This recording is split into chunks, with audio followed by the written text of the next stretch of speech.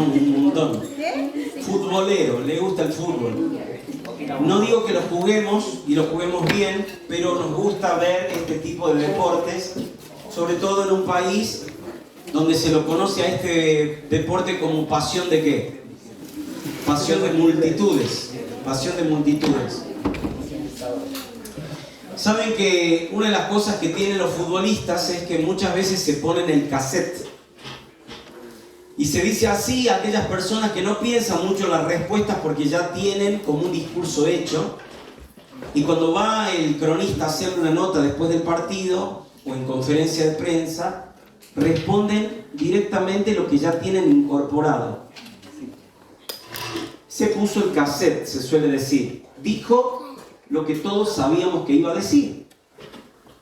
Te voy a poner un ejemplo que es clásico. Clásico.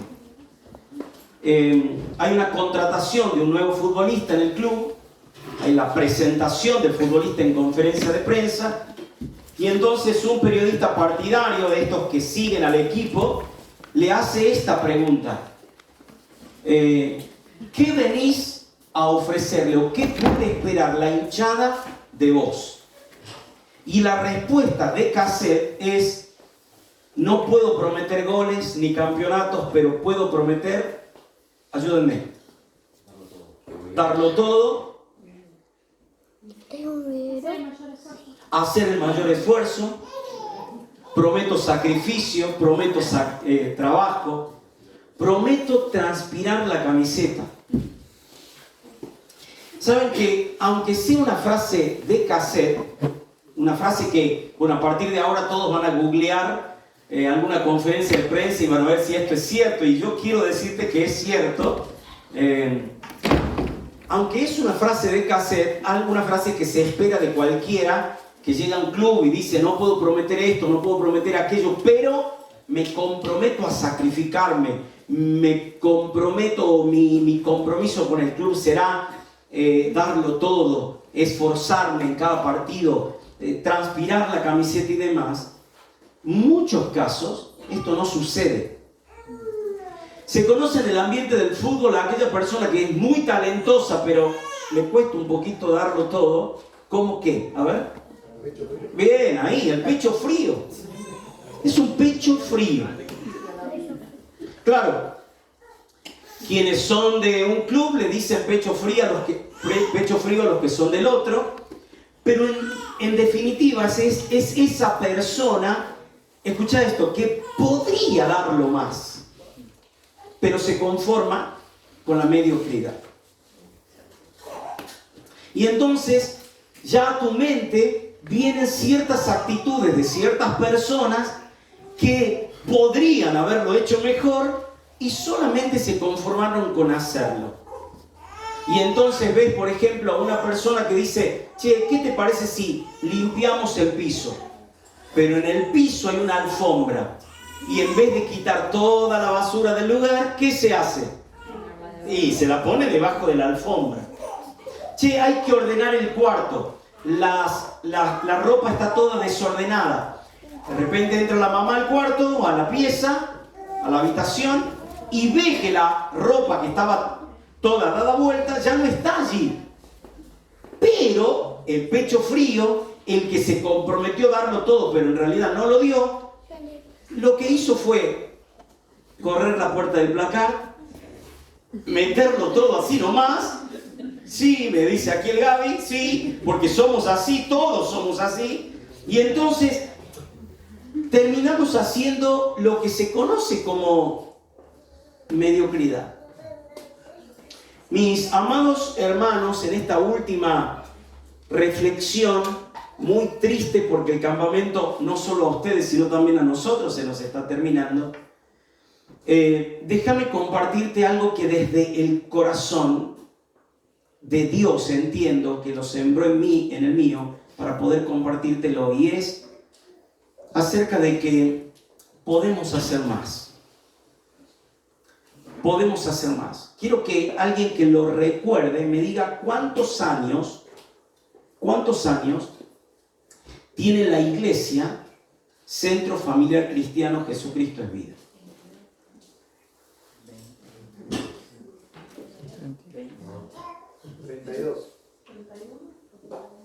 Hay iglesias que acostumbran festejar su aniversario, quizás la de ustedes no tiene esa costumbre. En nuestro caso, te cuento, este año 2023 vamos a festejar nuestros primeros 15 años. Ya nos compramos el vestido rosa y todo lo demás. Obviamente yo no me lo voy a poner, pero 15 años. Y en 15 años, hablo desde lo personal, en 15 años, miro hacia atrás y digo, pero podríamos haber hecho un poquito más. Un tantito más. Eso que en el discurso, en la conferencia de prensa, nos comprometimos cuando arrancamos en 2008 a darlo todo, Pero hacemos un repaso de estos últimos 15 años y nos damos cuenta que un poco de pecho frío hay. Un poco de esconder la mugre debajo de la alfombra o de acomodar la ropa en el placar, un poco como para decir que lo hicimos. Yo entiendo, mi hermano, de que Dios no nos está llamando a tal cosa como ese discurso un poco perfeccionista de que tenemos que aspirar a la excelencia. Sí, entiendo que nuestra aspiración debe ser lo mejor de lo mejor, lo decíamos en la cena del Señor, darle al Señor la honra debida a su nombre, Él es digno de suprema alabanza, nada menor a eso, pero en muchos casos nosotros creemos que el éxito tiene que ver con el profesionalismo de la actividad y no con la actitud. Y yo no quiero hablar de que las cosas se hagan bien solamente porque es un violín, una orquesta, sino con que la actitud tuya y mía, porque soy parte de esta iglesia del Señor en esta tierra, merece que demos un poquito más. Ahora, ¿saben qué es lo que nos pasa? Nos pasa de mirar siempre al vecino del lado. Y entonces el vecino no saca la basura a tiempo. El vecino es el que me estaciona el auto justo en mi garage. El vecino es el que no corta el pasto. El vecino es el que no quita las necesidades que los perros hicieron en la vereda. Ese siempre es el vecino. ¿No es así? Hermano, también te pasa a vos en la iglesia. Es el hermano, el encargado. Es el otro hermano, el que tendría que haberlo hecho. Es el pastor de la iglesia o los ancianos de la iglesia. Siempre es el vecino, siempre es el otro. Y déjame decirte a corazón abierto que creo que el Señor hoy nos está diciendo no que el arquero le grite al 5, el 5 al 9, el 9 al 10, que ponga a ganas, por no decir otra palabra más futbolera todavía, sino que yo tenga una actitud de, se puede dar más, ¿verdad? ¿O no se puede? Levante la mano, ¿quién cree que ya lo dio todo?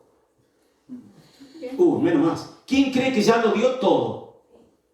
Menos mal, si no le pedía que me firme la Biblia, nos sacaba una selfie y la subo a... Claro, porque digo, y si el tipo ya llegó a las alturas, al éxito total, y ya sabe que cuando llegue al cielo el Señor le dirá, lo tuyo la verdad que es formidable. Entra el gozo de tu Señor. No, porque vos y yo sabemos, mírame acá, vos y yo sabemos que podríamos haber dado un poquito más, ¿verdad?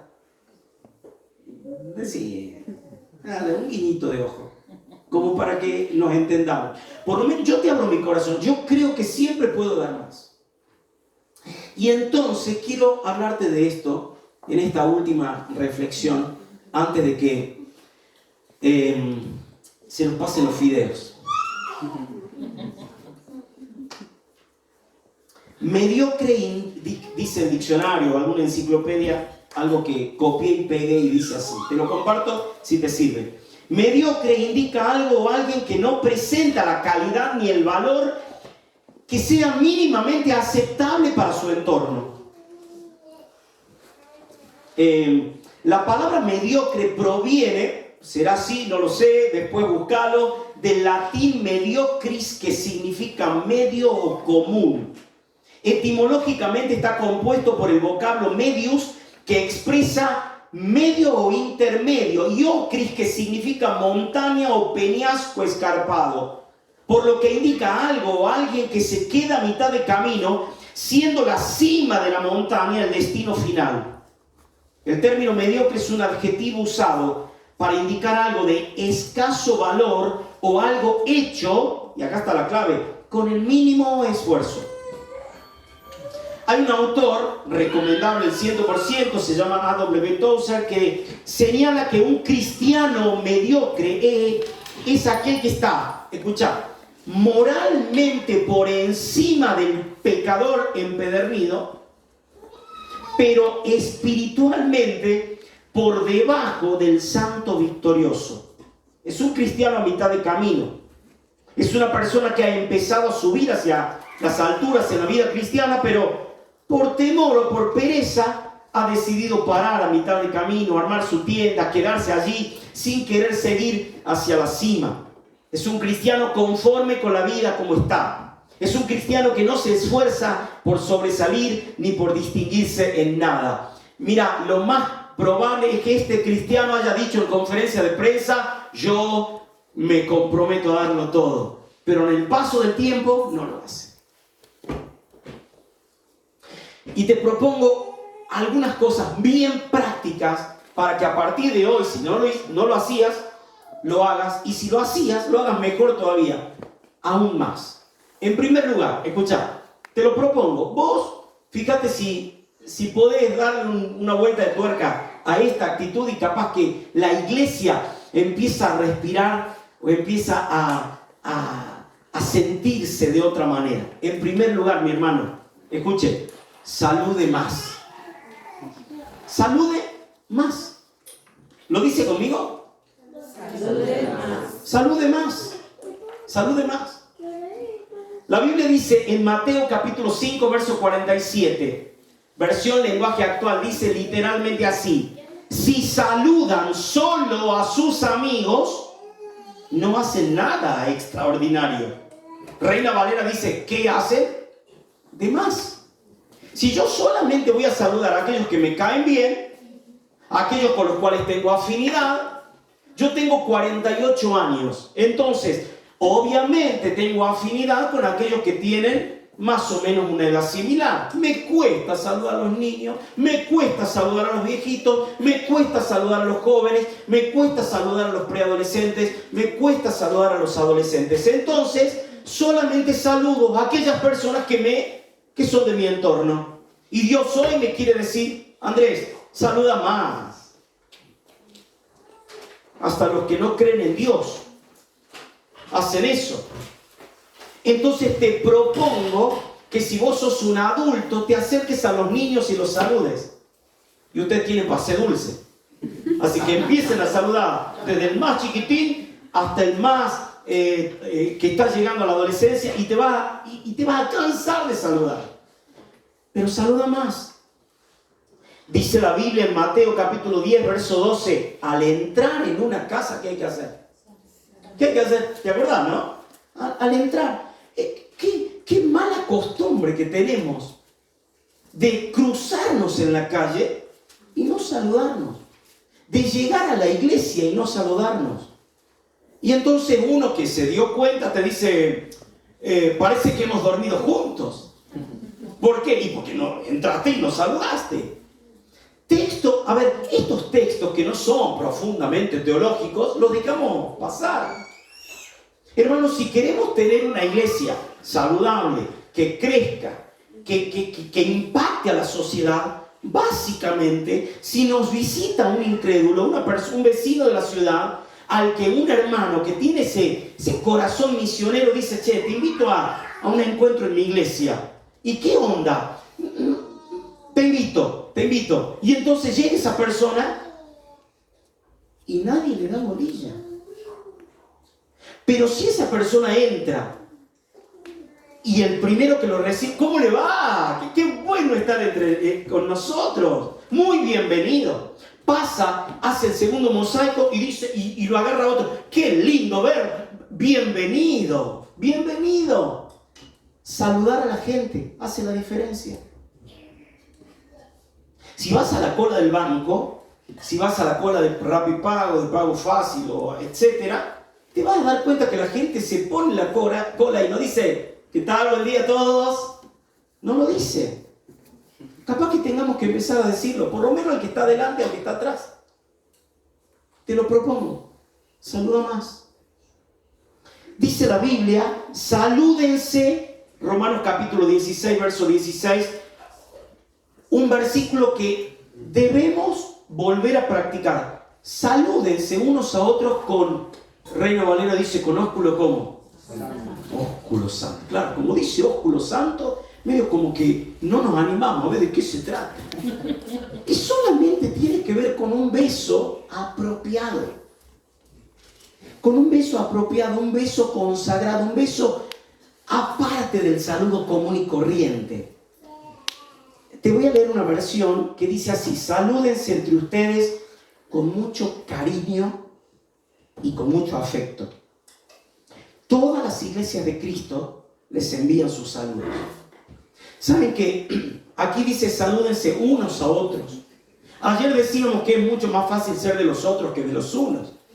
Pero en esta iglesia, a partir de ahora, vamos a tomar el compromiso de saludar más. ¿Amén? Amén. ¿Qué significa amén? ¿Cómo saben eso?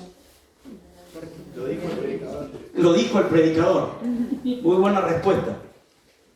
Miren, que así sea o amén significa doy fe que eso es cierto. Estoy de acuerdo con eso. Suscribo. ¿Dónde pongo la firma? Eso significa amén. Así que si usted está de acuerdo con que esta iglesia a partir de ahora nos vamos a atropellar entre nosotros para saludarnos más, diga amén conmigo. Amén. Amén. Amén. En segundo lugar, escuche esto, mi hermano. Cosas simples de la vida.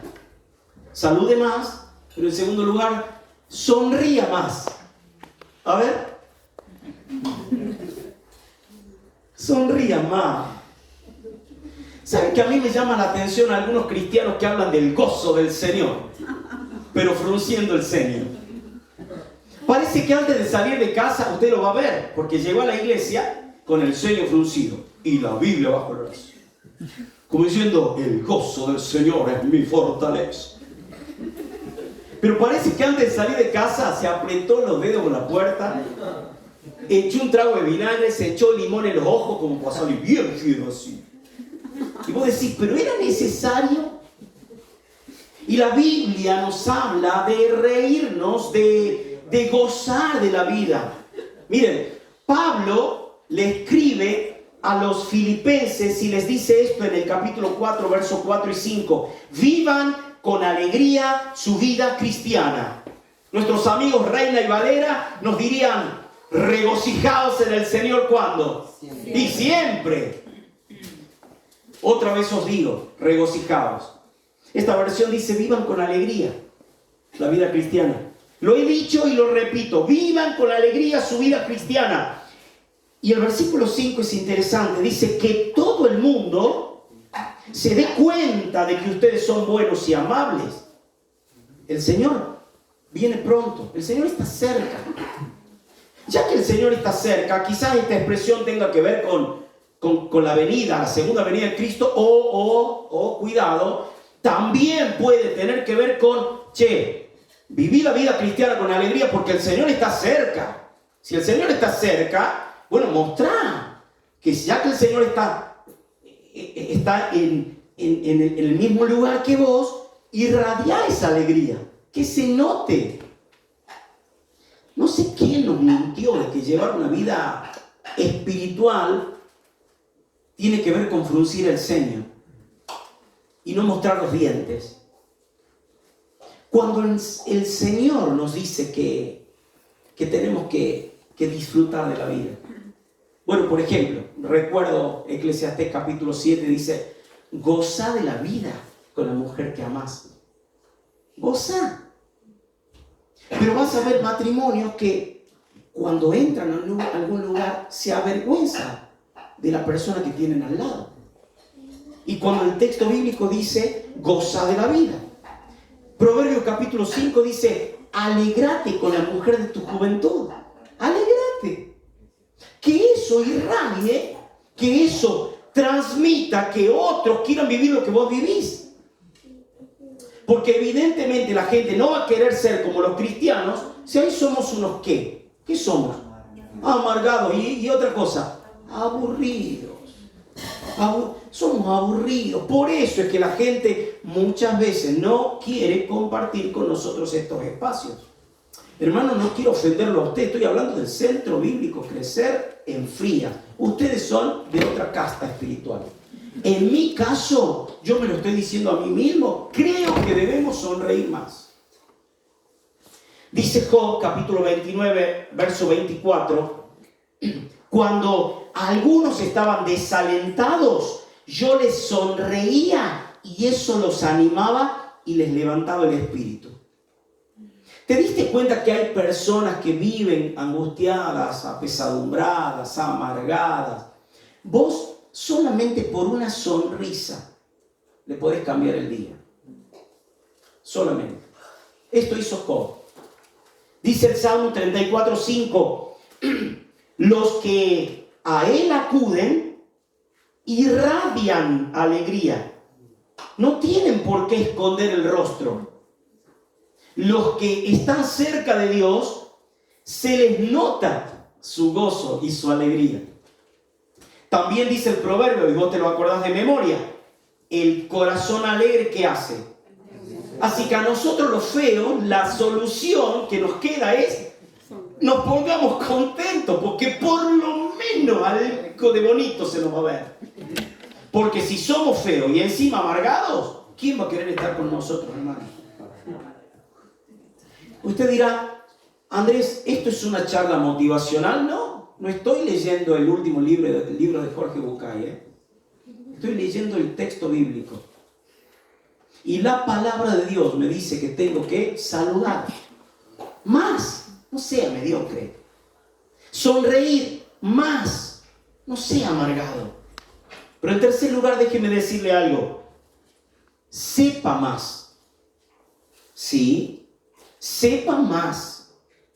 Algunos nos hemos conformado con algunos textos básicos de la Biblia. ¿Está bien? Si yo pregunto, por ejemplo, tiro al azar. Si yo pregunto, ¿qué dice Génesis 1:1? ¿Qué dice? En el principio Dios creó los cielos y la tierra. Eso, claro. En el principio creó Dios los cielos y la tierra. Y si pregunto, ¿qué dice el Salmo 23:1? Jehová es y nada me falta. Mira qué fácil que es.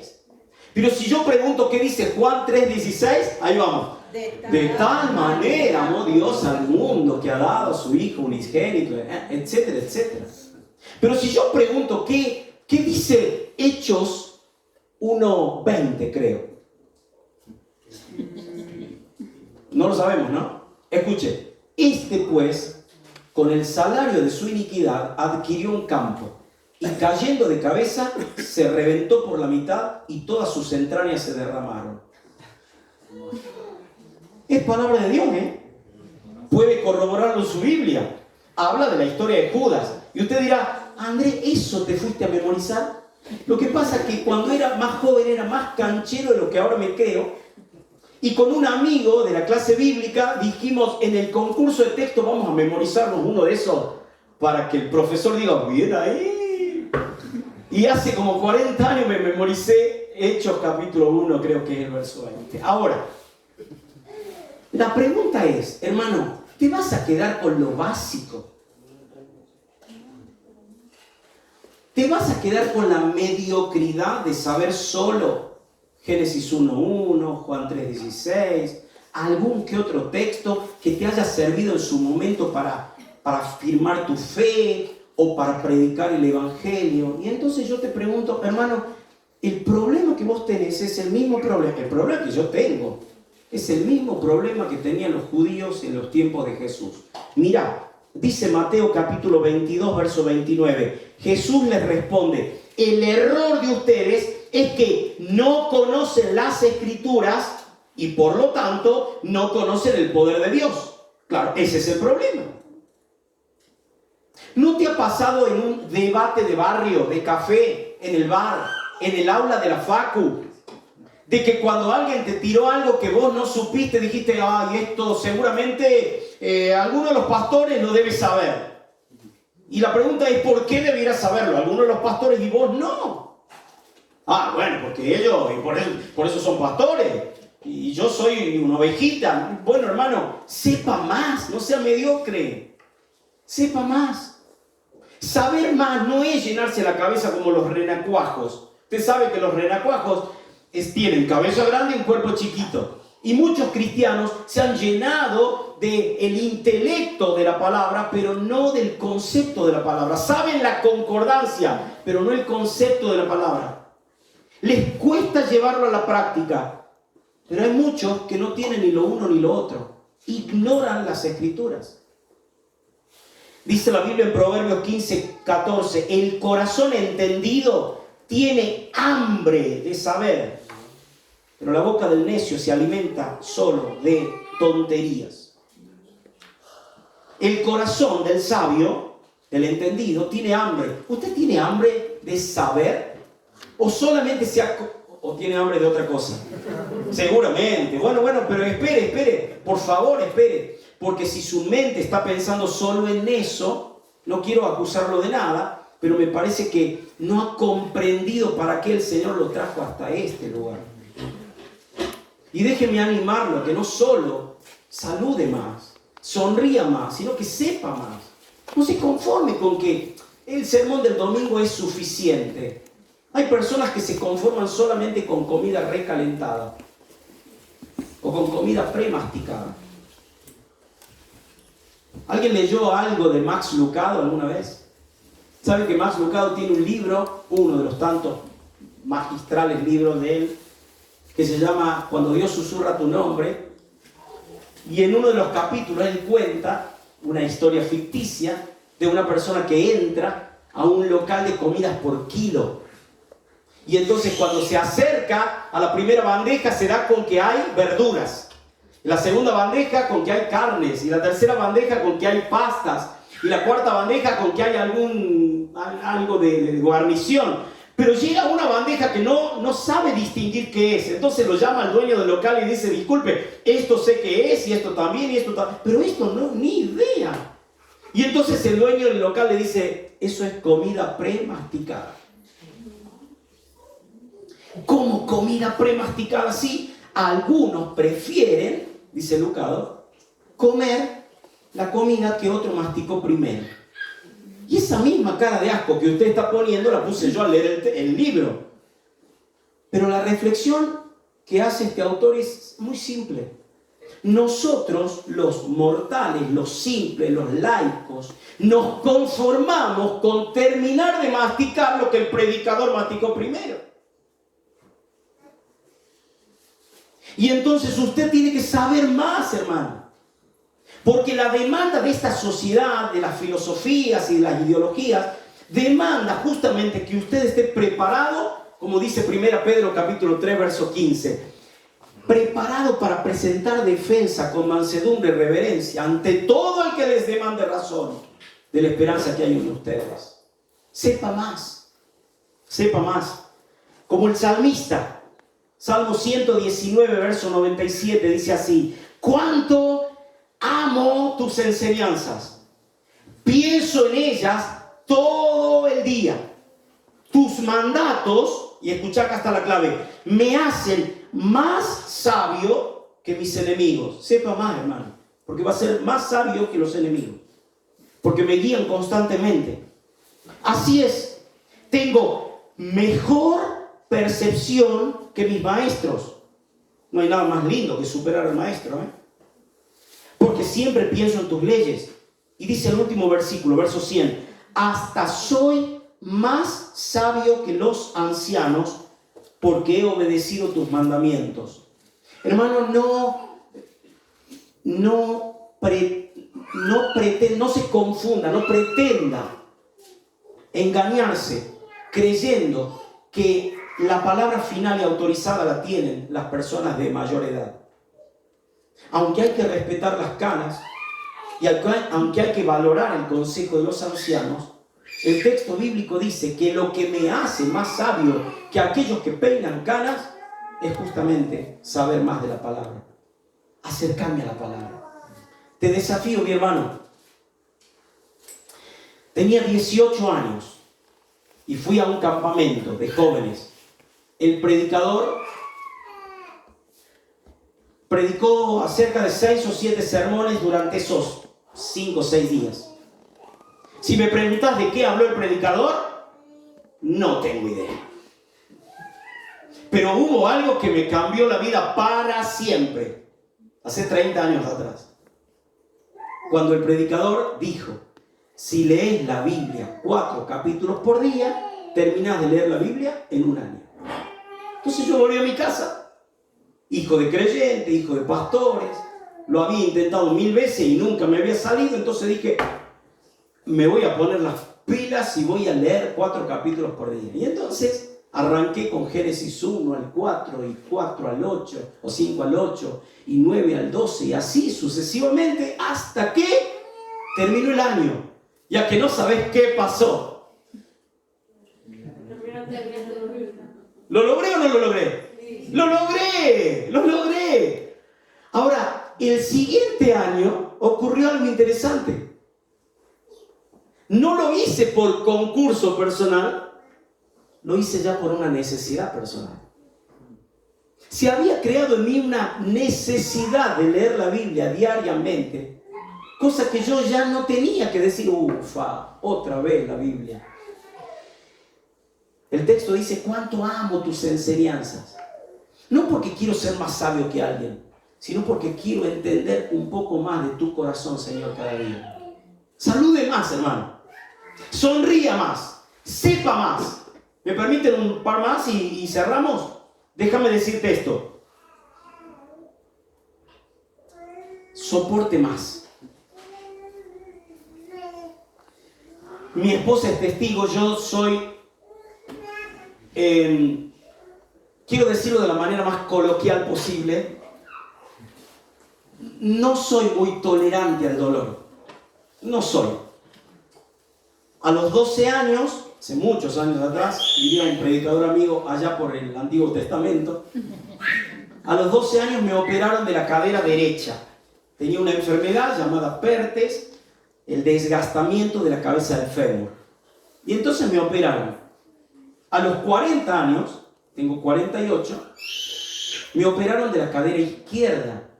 Me pusieron una prótesis en la cadera izquierda. ¿Por qué? Porque el dolor de la artrosis, la necrosis de la rodilla, de la cadera, era insoportable. Insoportable, por lo menos para mí. Capaz que otro podía. Y sabes que cuando pienso en el dolor, pienso no en el dolor de una articulación o un problema de huesos, o un problema de cervical y demás, o una quemadura o una herida porque te hincaste con algo. Estoy pensando en las pruebas que los cristianos debemos soportar. Y yo creo, hermanos, que los cristianos, solamente por la asistencia del Espíritu Santo, podemos lograr esto. Soporte más. Ya no aguanto más, Señor. Lo dijo Elías, ¿te acuerdas? Quítame la vida, Señor, si yo solo he quedado. ¿Qué va a quedar solo? Cachetazo. ¿Qué va a quedar solo? Yo tengo 300 que no han inclinado sus rodillas ante Baal. Fíjate la macana, dice la versión Andrés habla hoy. Primera Pedro capítulo 2 verso 20 dice así, vamos a ver. ¿Qué hazaña supone soportar que les peguen si se portan mal? En cambio, si hacen el bien y además soportan el sufrimiento, eso dice mucho ante Dios. De hecho, a eso los llamaron, porque también Cristo sufrió por ustedes, dejándoles un modelo para que sigan sus huellas. ¿Saben lo que dice Pedro aquí? Pedro dice que si soportamos el castigo por haber hecho lo malo, eso no tiene nada de extraordinario, es propio de la vida. Pero si soportamos por sufrir la prueba o la persecución, entonces sí estamos actuando como Cristo nos mandó a actuar. Y entonces yo me pregunto, ¿estoy dispuesto a soportar más? A soportar más el desprecio de la gente, el ninguneo de la gente, la burla de la gente. A soportar que cuando voy a llevar la palabra de Dios, alguien me diga, anda vos y tu Dios. ¿Sabes que en otras épocas a los cristianos se nos reconocía por algunas canciones que solíamos cantar en aquel tiempo? Y entonces venía un cristiano y ahí decía, ahí viene la oveja soy, le decía. ¿Por qué? Porque la canción decía, oveja soy, de mí Jesús el buen pastor. Ahí vienen los aleluya. ¿Por qué? Porque cantábamos cierta canción que comenzaba con esa palabra hebrea. Ahí vienen los aleluya. Hoy en día nos escondemos. En otro tiempo era un honor llevar la Biblia bajo el brazo. Hoy la tenemos en el celo, entonces nadie se entera. En otro tiempo se daba cuenta la gente por nuestra manera de vestir que íbamos al templo.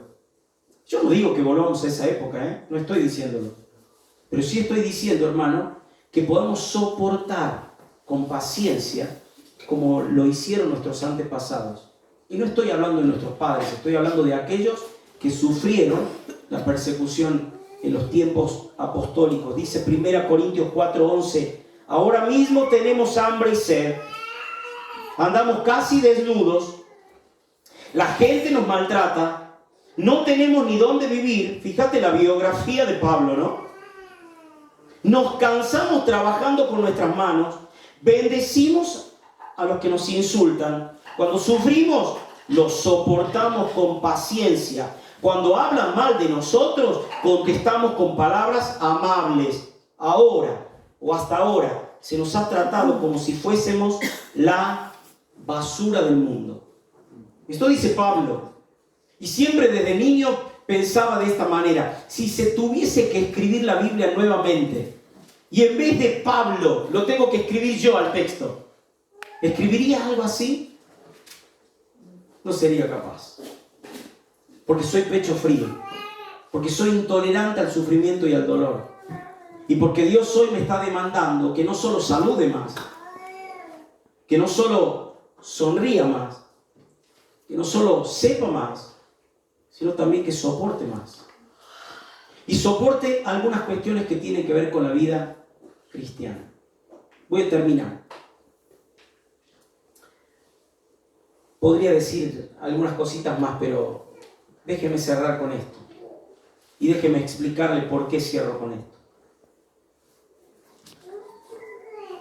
La palabra de Dios dice que un sembrador salió ¿a qué? A sembrar.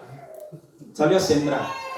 Y yo quiero animarla a la iglesia del Centro Familiar Cristiano Jesucristo es Vida, a que siembre más.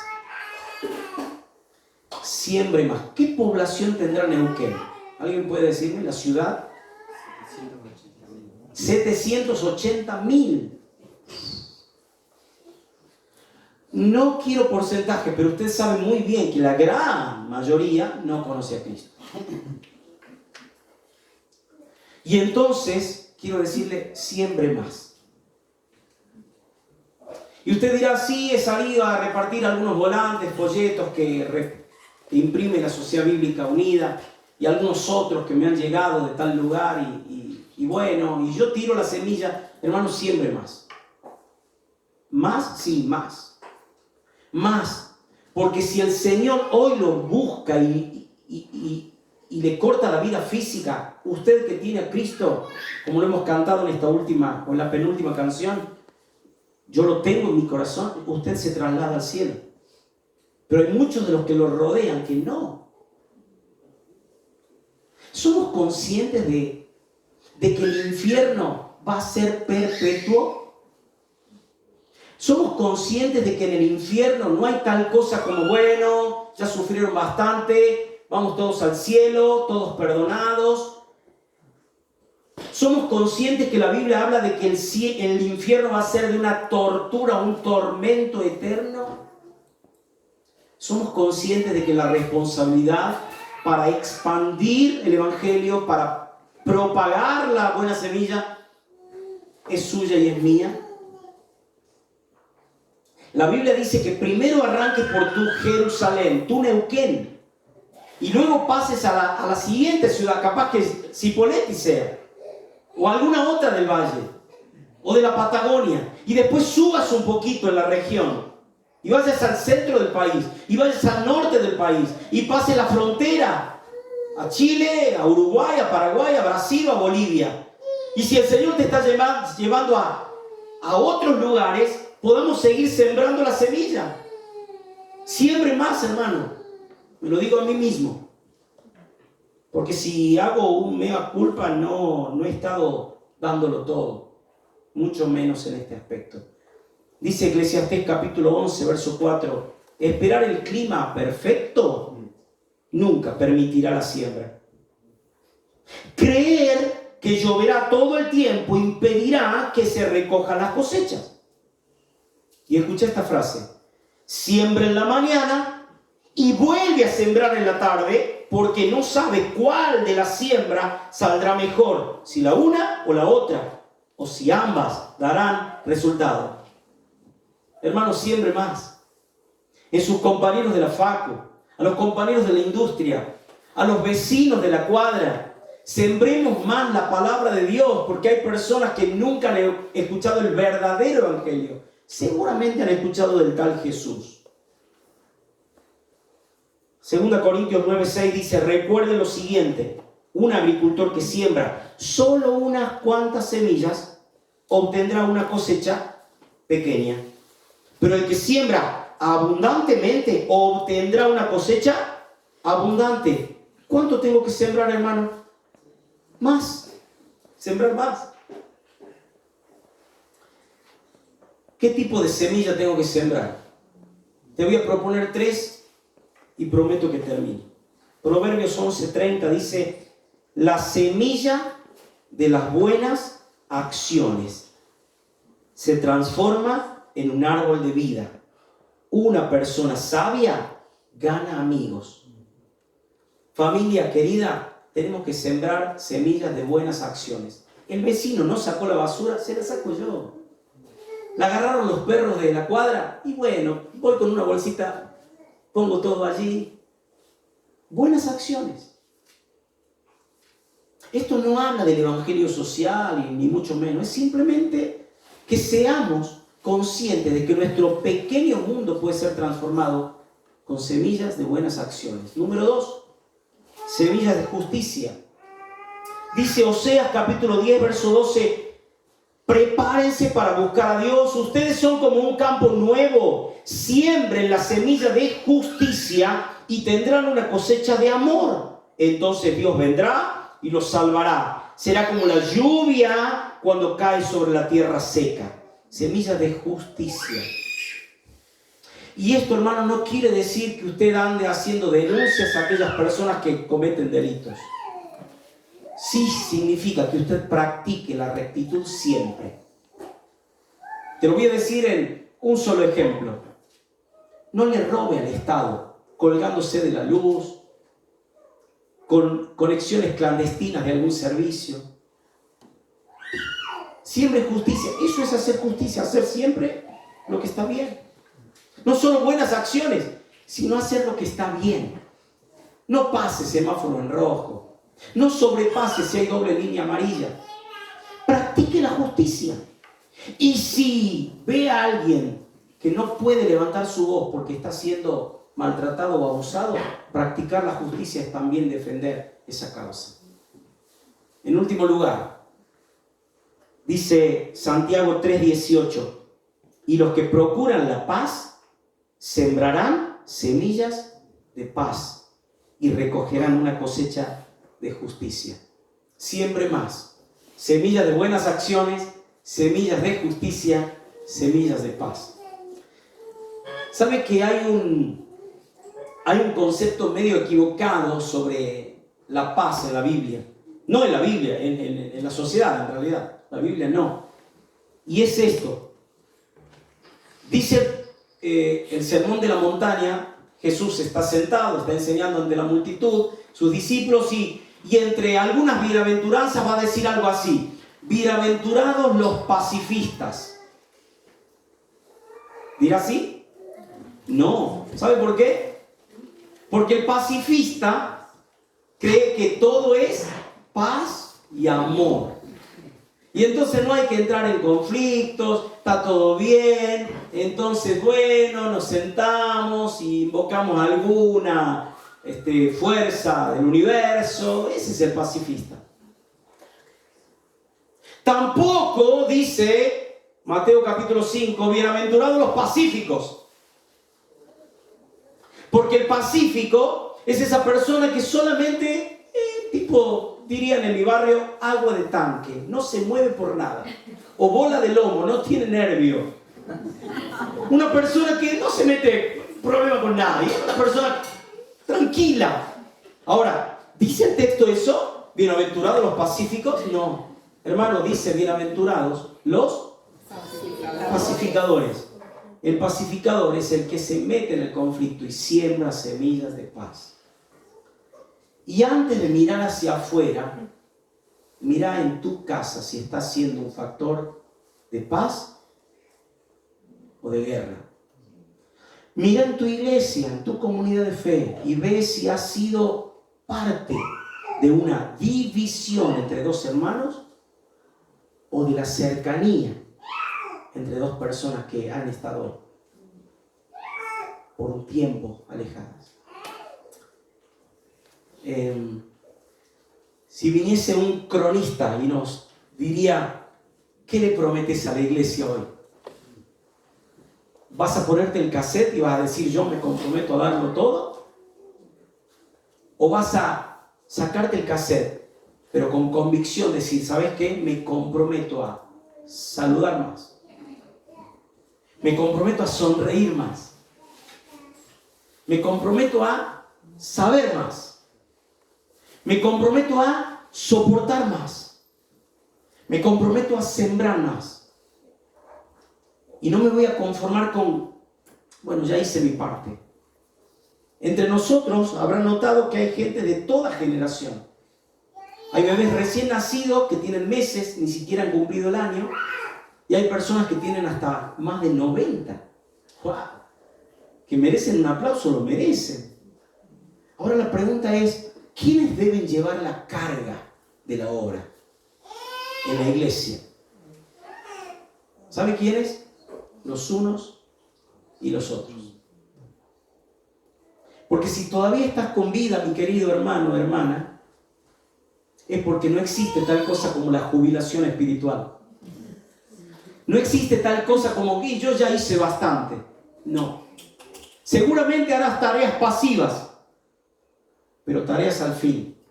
Salude más. Sonría más. Sepa más. Soporte más. Siembre más. ¿Amén? Desde nuestro corazón les agradecemos la paciencia que han tenido. Han sido días maravillosos con ustedes y les agradecemos porque este lugar, de verdad, se lo decía Robert antes de que comience la reunión, él está mi testigo. Este lugar es tan lindo, pero porque ustedes están aquí. Gracias. Que el Señor les bendiga.